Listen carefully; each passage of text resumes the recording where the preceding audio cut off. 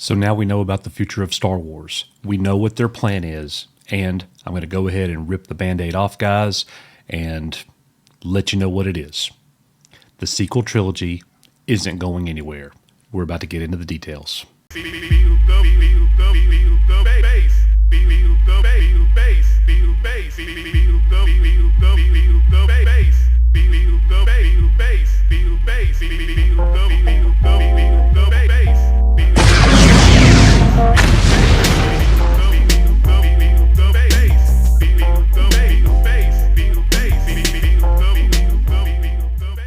So here's what we need to know first.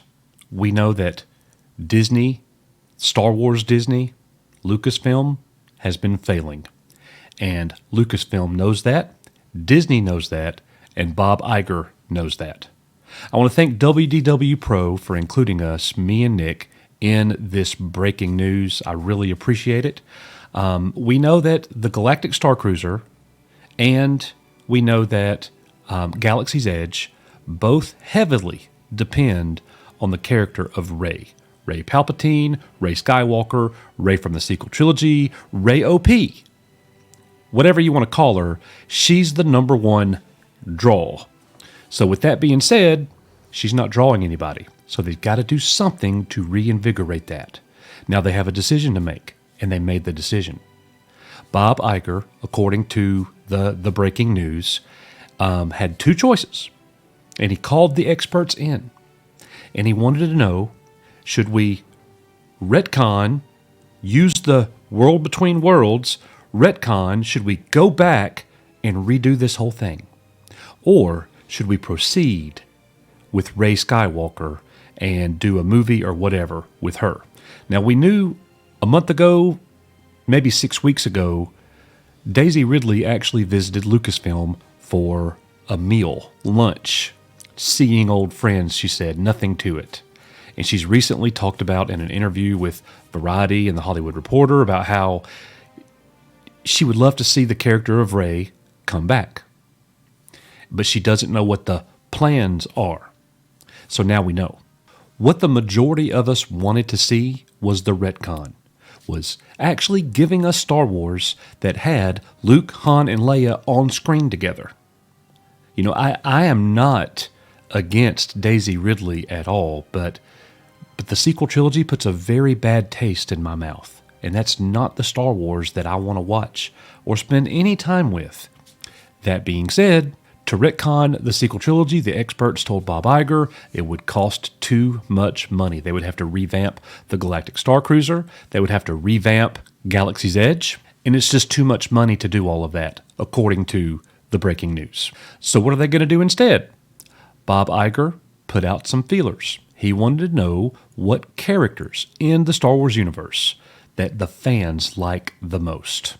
Now, full disclosure, these are the characters that could actually be a part of a new movie or series, probably going to be a movie. So in the next movie coming up, you will have Rey Skywalker as the lead. She is returning.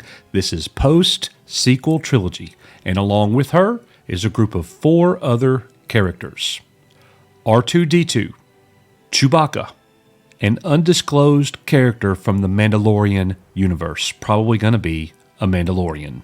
And last but not least, the little green guy himself, Grogu. Yes, that's right, folks. They are putting together Rey Skywalker and Grogu, and the hopes is that it's going to make the franchise strong again. It's going to make the franchise one that is more valuable, that the fans will appreciate.